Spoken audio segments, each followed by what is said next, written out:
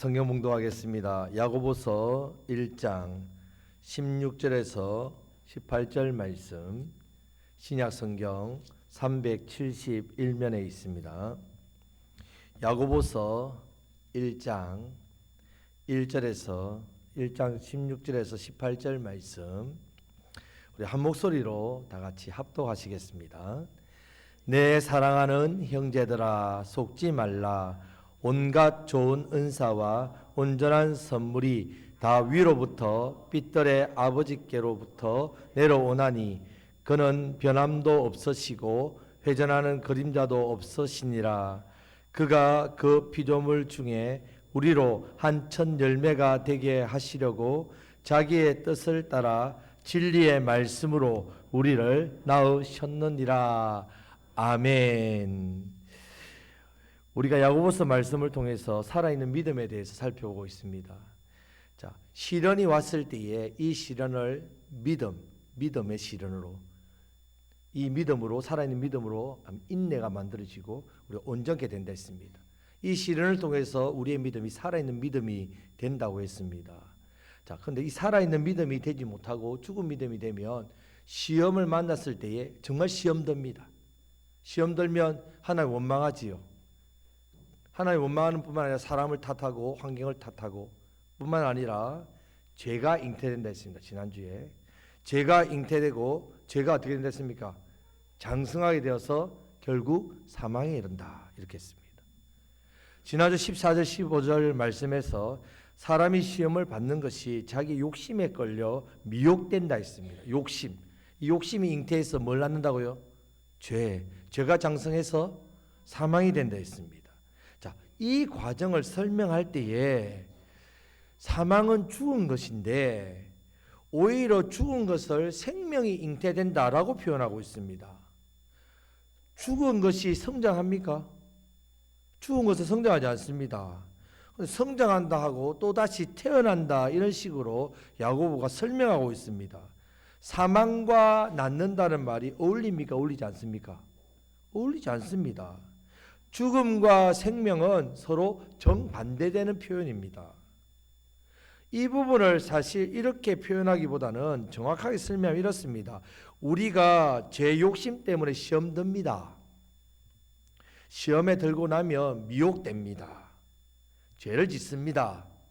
그 죄를 그대로 두면 더 큰 죄를 짓습니다. 결국 죄값으로 심판받고 죽습니다. 이렇게 설명하면 더 이해가 쉬운데 욕심이 잉태하여 죄를 낳고 죄가 장성해서 사망에 이른다. 이런 식으로 표현했단 말입니다. 왜 죄 때문에 죽음을 이르는 과정을 마치 생명이 잉태하는 것처럼 그런 낳는 과정으로 말할까? 그 생명이 성장하고 또 그 성장한 생명이 다른 생명을 낳는 것처럼 왜 그렇게 헷갈리게 이 부분을 설명하는지, 야고보가 이 편지를 읽는 성도들에게 의도적으로 이렇게 표현을 하고 있다는 말입니다. 의도적으로. 왜 그렇게 이렇게 비유적으로 표현을 하는가 하면 16절 말씀에서 그 이유를 알려주고 있습니다. 16절 말씀을 다 같이 읽겠습니다. 내 사랑하는 형제들아, 속지 말라. 마귀가 사람들이 죄를 짓도록 미혹하고 속이기 때문입니다. 예수님께서 마귀에 대해서 거짓의 아비라 했습니다. 거짓의 아비. 모든 것이 다 거짓말입니다. 마귀는 처음부터 끝까지 다 거짓말만 한다. 거짓말로 시작해서 거짓말로 끝납니다. 마귀는 사람이 죄를 짓고 사망에 이르는 과정을 마치 의를 이루는 과정, 생명을 낳는 과정, 뭔가 복된 것처럼 느끼도록 죄를 그렇게 미혹해서 우리를 속이기 때문에 야고보가 이렇게 표현했단 말입니다. 죄를 지어도 마치 무언가 생명을 얻는 것 같게 만든단 말입니다. 죄를 지으면 무엇인가 더 좋을 것 같은 생각이 들게 만듭니다. 심지어 죄를 지으면 더 잘 될 것 같고 더 좋은 것을 얻게 될 것이라고 우리를 끊임없이 미혹하고 우리의 마음과 생각을 속입니다. 속여서 죄에 대한 거부감이 전혀 생기지 않도록 만들기 때문에 야고보가 이런 식으로 표현한다. 욕심이 잉태하여 죄를 낳고 죄가 장성하여 사망에 이른다. 잉태하는 것과 성장하는 것은 좋은 것인데 여기에 속지 말라는 말입니다. 속지 말라. 여러분, 독약을 먹으면 건강하고 잘 됩니까? 병들고 죽습니까? 독약을 안 자서 보셨죠? 예. 죽을 것 뻔히 알면서 독약을 드시는 분 있습니까? 없습니까? 당연히 없지요. 만약에 죄를 지으면 당장 하늘에서 날벼락치고 벌을 받게 되고요. 죄를 지으면 당장 지옥문이 눈앞에서 열리는 걸 보게 되고, 그러면 사람들이 죄를 짓겠습니까? 많은 사람들이 지켜보는데 여러분들이 쉽게 남의 주머니에 있는 돈을, 남의 것을 눈앞에서 빼앗겠습니까? 사람을 때려 죽이겠습니까? 많은 사람들이 이 자리에 있는데 아닙니다, 여러분. 죄를 짓는 사람은요, 죄를 짓는다고 해서 당장 무슨 벌을 당하거나 내가 하는 일에 무슨 문제가 당장 생기거나 바로 죽게 된다든지 그렇게 된다고 절대로 생각하지 않습니다. 왜 그렇습니까? 죄를 다 지어봤으니까. 죄를 지어보면 그렇게 우리가 당장 그렇게 진노가 임하지 않지 않습니까? 그러니까 이 죄에 대해서 자꾸 면역성이 생기는 겁니다. 죄를 지을 때 그런 마음이 생기지 않도록 만든다는 말입니다. 이 정도의 죄는 지어도 별 문제가 없을 것이라고 생각합니다. 오히려 어떤 죄는 지으면 더 잘 될 것이라고 착각합니다. 이렇게 마귀들이 우리를 미혹하기 때문에, 속이기 때문에 지금 야고보가 그래서 우리에게 뭐라고 한다고요? 속지 말라, 이렇게 말씀합니다. 자, 따라 하시겠습니다. 마귀에게 속지 맙시다. 죄에게 속지 맙시다. 겉보기에는 유혹을 받아서 죄를 짓고 죽음에 이르는 과정인데 마치 생명을 잉태하는 것 같고 그 생명을 출산하고 그 생명이 잘 성장하는 복된 과정처럼 보인단 말입니다. 하지만 그 결과는 참혹하고 어둡고 고통스러운 죽음의 과정이라는 사실을 알아야 됩니다. 그 말씀을 하는 겁니다. 죄라는 것이 죽음의 과정으로 끝나는 것이 아니라 영원한 지옥의 심판, 이 심판을 받게 된다는 사실도 깨달아야 한다는 말입니다. 야고보가 그래서 속지 말라 그렇게 이야기합니다. 이제 16절 말씀에서 속지 말라 하기 전에 먼저 내 사랑하는 형제들아 이렇게 부르면서 말씀을 이어가고 있습니다. 여기서 성도들에게 내 사랑하는 형제들아, 그럼 우리가 시험을 어떻게 그러면 이것을 분별하고 이길 수 있느냐, 이 비결을 말씀을 해주는 겁니다. 내 사랑하는 형제들아 이렇게 부르는 것은요, 두 가지 의미가 있습니다. 첫째는 흩어져 있는 성도들이 이 야고보와 한 형제란 말입니다. 자, 우리는 무슨 가족이라고요? 영가족. 예. 형제란 말은 그대로 말 그대로 아버지가 몇 분이라고요? 한 분이라는 말입니다. 둘째는 그 아버지가 바로 하나님이시기 때문에 다 같이 우리는 하나님의 자녀, 그것도 사랑받는 하나님의 자녀라는 사실을 말하고 있습니다. 그래서 내 사랑하는 형제들아 이렇게 부르고 있습니다. 우리는 한 아버지를 모시는 한 가족, 형제, 자매, 영가족입니다. 그렇게 부르면서 이제 그러면 우리가 부르는 아버지, 우리의 아버지는 어떤 분이신지를 소개하고 있습니다. 아버지를 바로 알아야 마귀에 속이는 것을 우리는 이길 수 있습니다. 우리의 아버지가 어떤 분인지 알아야 마귀에게 속지 않습니다. 우리를 낳아주시고 길러주신 부모님의 사랑 얼마나 큽니까? 이 부모님의 사랑을 성경에서는 하나님의 사랑과 그렇게 표현할 만큼 조건 없는 사랑입니다. 한 부모는 10자녀를 키우지만 10자녀는 한 부모님을 못 모신다는 말이 있지 않습니까? 부모님의 사랑. 성도 여러분, 우리 하나님은 우리를 창조하시고 기르시고 낳으신 아버지십니다. 하나님 아버지가 어떤 아버지인지를 분명히 알아야만 마귀, 거짓 아비, 이 마귀에게 속지 않고 죄에게 당하지 않습니다. 자, 따라 하시겠습니다. 하나님 아버지를 바로 합시다. 옆에 계신 분에게 하나님 아버지를 바로 합시다. 바로 알아야 됩니다. 앞부분에서 시험을 당했을 때 우리가 시험에 들고 시험에 빠지는 이유는 하나님 아버지를 오해하기 때문에 그렇습니다. 우리가 아버지를 제대로 모르니까 오해합니다. 아버지가 매를 데리고 때렸다 해서 아버지 날 미워하는구나, 날 싫어하는구나. 저도 어릴 때 아버지가 너무 엄하셔가지고 회초리를 제가 중학교 3학년 때까지 맞았습니다. 그러니까 아버지한테 아빠라고 부른 적이 한 번도 없습니다. 아빠라고 편하게 항상 아버지. 제가 아버지가 일찍 돌아가시고 나서 제일 죄송하고 제일 마음에서 눈물이 났던 게 왜 생전에 친근하게 아빠라고 한번 부르지 못했을까. 너무 죄송하더라고요. 아버지에 대해서 오해하는 거죠. 오해하는 거. 우리가 하나님의 아버지에 대해서 오해하기 때문입니다. 야고보는 시험을 당해서 어려움을 겪고 있고 문제를 만나서 힘들어하는 성도에게 하나님 아버지가 좋으신 분이기 때문에 반드시 해결해 주신다. 아버지는 좋으신 분이다. 그 아버지를 의지해라. 이것을 말씀하는 겁니다. 자, 오늘 이 시간 17절 18절 말씀을 통해서 우리 하나님 아버지는 우리에게 어떤 분이시라고요? 좋으신 하나님 아버지이심을 여러분들 깊이 있게 알아가시기를 축복합니다. 정말 그 아버지가 너무 좋으시다는 것, 그 아버지를 알면요 시험을 참고 이깁니다. 좋으신 하나님 아버지를 내가 누리고 경험한다는 말입니다. 이 은혜를 누리시기를 주님의 이름으로 축복합니다. 좋으신 하나님 아버지는 어떤 분이시냐면요, 첫 번째는요, 우리 하나님 아버지는 주시는 아버지입니다. 주시는 아버지지. 자, 17절 말씀을 다 같이 읽겠습니다. 온갖 좋은 은사와 온전한 선물이 다 위로부터 빛들의 아버지로부터 내려오나니 그는 변함도 없으시고 회전하는 그림자도 없으시니라. 아멘. 주시는 분이신데 그냥 막 주는 분이 아니라 뭘 준다고요? 온갖 좋은 은사와 온전한 선물. 우리에게 필요한 은혜, 능력, 또 우리가 필요한 이 땅의 삶에 필요한 좋은 것들을 주시는 분이란 말입니다. 이 주시는 분이 어떤 분이시냐면요, 선한 것을 주시고 온전하신 것을 주시는 좋으신 분이란 말입니다.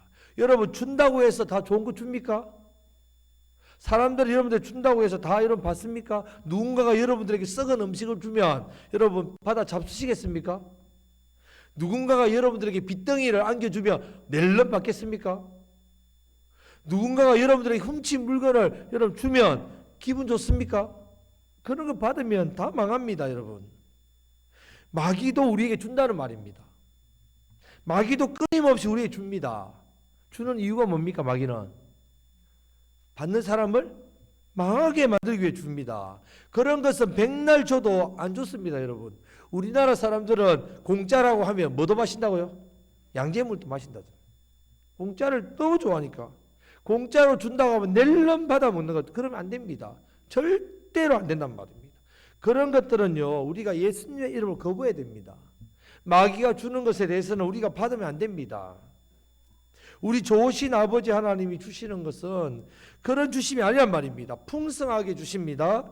가장 중요한 것 주십니다. 선하고 아름답고 좋은 것, 우리에게 정말 필요한 것 주신다는 말입니다. 그것을 받는 사람은 복됩니다. 그것을 받는 사람은 선하게 됩니다. 그것을 받는 사람은 아름다운 향기를 뿜어내고 아름다운 것을 나눠줍니다. 영이 살아난단 말입니다. 회복됩니다. 참된 행복과 평화를 누리게 됩니다. 우리 아버지가 주시는 거 받으면요. 우리 예수님께서 그래서 요한복음 10장 10절에서 참된 목자와 삭군에 대해서 비교하는 말씀하시죠.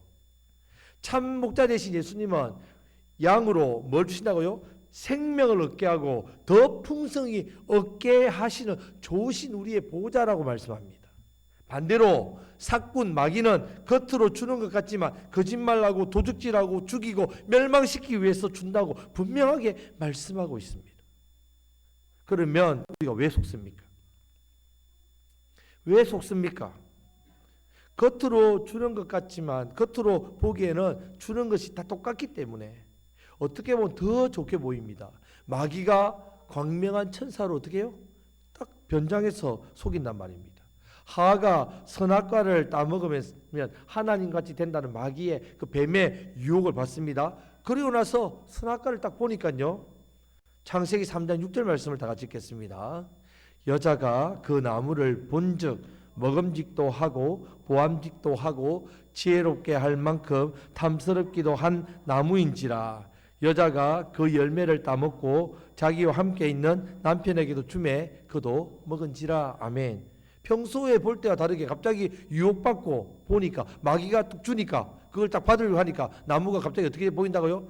먹음직도 하고 보암직도 하고 지혜롭게 할 만큼 탐스럽기도 하게 보였단 말입니다. 마귀가 이렇게 속인단 말이에요. 우리를.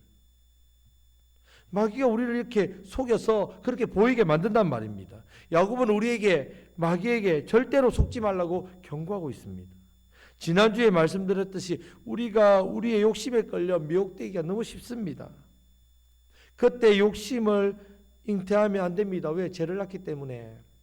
죄가 장성하면 안 됩니다. 결국 사망을 낳습니다. 우리 어떻게 해야 됩니까? 우리 좋으신 아버지께 무엇을 구해야 된다고요? 지혜를 구해야 됩니다. 지혜를. 두 마음 철저하게 버리셔야 돼요. 두 마음이라면 철저하게 회개해야 됩니다. 예수님의 보혈로 씻어내야 됩니다. 하나님 아버지의 도우심을 구해야 합니다. 하나님, 제가 유혹받고 잘 넘어집니다. 주님, 제가 분별하지 못하고 속습니다. 지혜를 주십시오. 좋으신 아버지를 알고 경험하게 해주십시오. 이렇게 간절하게 기도해야 된단 말입니다. 여러분, 하나님께서 먼저 우리에게 무엇을 요구하시면서 그것을 바치는가 바치지 않는가, 그걸 보고 좋은 걸 줄지 말지 그렇게 하시는 분이 아닙니다. 우리 자꾸 오해한단 말입니다. 아버지에 대해서. 하나님께 대해 오해합니다. 내가 뭔가 하나님께 잘 들어야 하나님 내게 좋은 거 주지. 아니면 어떤 일에 대해서 내가 일들을 잘하면, 순종 잘하면 하나님 그거 우리의 모습 보고 판단하셔서 평가하셔서 마치 판사나 검사처럼 판결해서 그렇게 좋은 거 주시는 분 아닌가 오해한다는 말입니다.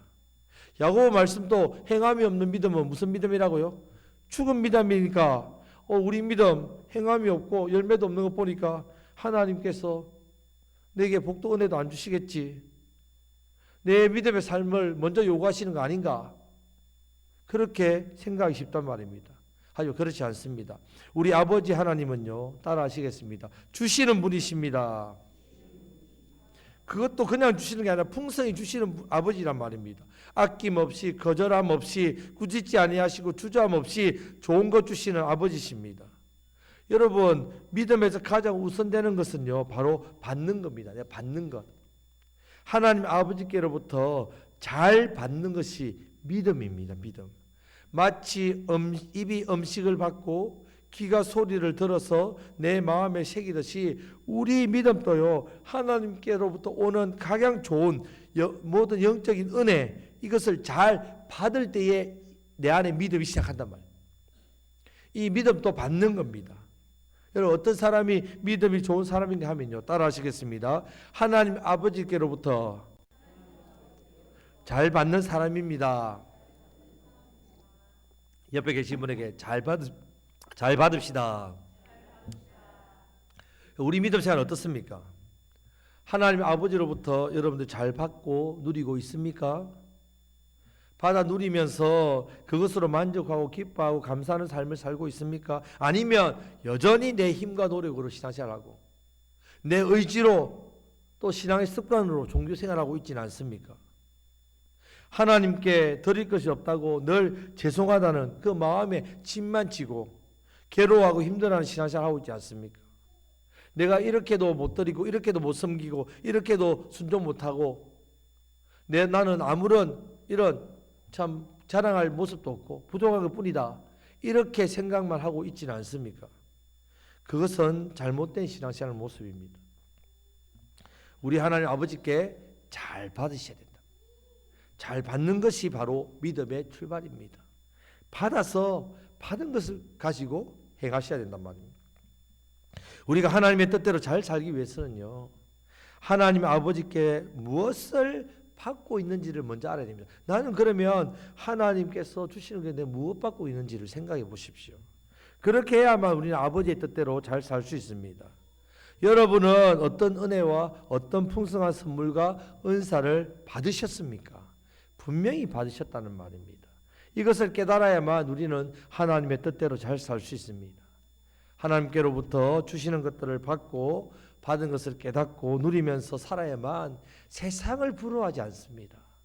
하나님으로부터 좋은 것 받아야 그것이 내 힘이 되고 그것을 가지고 하나님 기뻐하는 삶을 산다는 말입니다. 오늘도 하나님 아버지께서 위로부터 우리에게 모든 풍성한 온전한 선물, 온전한 좋은 것, 은사를 부어주신단 말이에요. 부어주신단 말이에요. 그것을 봤다. 그것이 믿음. 그것을 가지고 살기 때문에 마귀가 주는 달콤하고 미혹하는 그런 것들을 단번에 거절할 수 있습니다. 속지 않고 살 수 있습니다. 그렇게 해야만 두 마음을 가지지 않고 하나님만 바라보고 의지하면서 믿고 따를 수 있습니다. 자, 옆에 계신 분에게 마귀에게 속지 맙시다. 성도 여러분 꼭 기억하시길 바랍니다. 믿음은 하나님께 나의 것을 드리는 것이 아닙니다. 하나님 아버지께서 주시는 것, 이 좋은 것을 받는 것이 믿음입니다. 좋으신 아버지 하나님, 좋으신 하나님 아버지로부터 온갖 좋은 것을 받을 때에 나에게 가장 좋은 것을 주시는 아버지심을 믿는 믿음으로 받아야 된단 말이에요. 이 믿음이 필요하단 말이에요. 하나님 아버지는 내게 좋은 것 주시는 분이십니다. 믿음은 하나님이 계신 것과 하나님께서 그가 찾는 자에게 복 주시는 이심을 믿어야 할지니라. 이 믿음이란 말이에요. 하나님 계신 것, 좋으신 아버지 계십니다. 나에게는. 이 아버지가 아버지를 나아오는 자, 아버지를 찾는 자에게 좋은 것 상 주시는 이심을 믿습니다. 그것을 받는 것이 믿음이란 말입니다. 저와 여러분들은요, 받아야만 살 수 있는 존재란 말입니다. 받아야만 세상에 내 마음이 뺏기지 않습니다. 그럼 두 마음이 안 된단 말입니다. 받아야만 진심으로 하나님 아버지 뜻대로 살 수 있는 그런 능력을 얻게 됩니다. 이제부터 세상 것, 마귀가 주는 죄의 유혹과 미혹에서 그거는 더욱더 무관심하시고 좋으신 아버지 하나님, 좋으신 하나님 아버지로부터 오는 은사와 위로부터 오는 선물에만 관심을 가지시기를 축복합니다. 자, 두 번째 좋으신 아버지는 어떤 분이냐? 삐뚤의 아버지십니다. 삐뚤의 아버지. 자, 삐뚤의 아버지라고 하실 때에 하나님께서 삐이신 것을 강조합니다. 삐, 이 삐이기 때문에 당연히 어둠이 있다 없다? 없다는 말입니다. 거룩하지 못한 것이 조금이라도 있다 없다? 없다는 말씀입니다. 우리에게 주시는 것이 안 좋은 게 조금이라도 있다 없다? 없다는 말입니다. 이것을 절대적으로 신뢰하라 하고 믿으라고 삐뚤의 아버지라는 걸 강조합니다. 내 생각에는, 내가 느끼기에는 하나님 주시는데 나한테는 힘든데 이게 하나님 주신 은혜가 맞는가?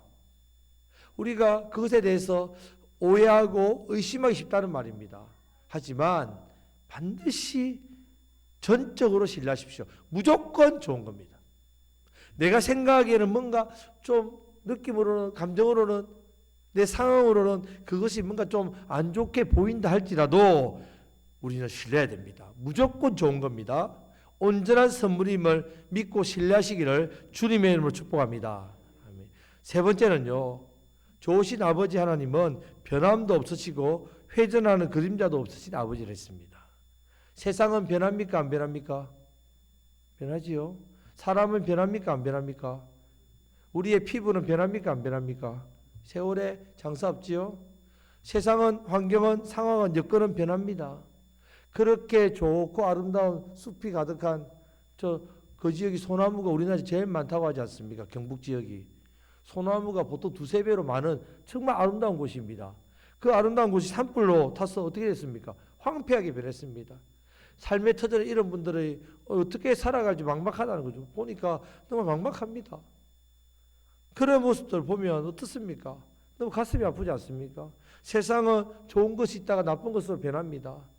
나쁜 것이 있다가 좋았다가 나빴다가 다 변하지만 주는 것도 변하고 베푸는 것도 변하고 사람과의 관계도 어제까지 친구였는데 뭐 일 때문에 마음이 상해가지고 원수가 돼버리고 변합니다. 변하지요. 하지만 우리 아버지 하나님은 회전도 없고 변함도 없고 그림자도 없다. 이 말은 변함이 없다는 말입니다. 어떤 부분에서 변함이 없다고요? 우리에게 좋으신 아버지로 변함이 없고 우리에게 주시는 것이 좋은 것들이 변함이 없다는 말씀.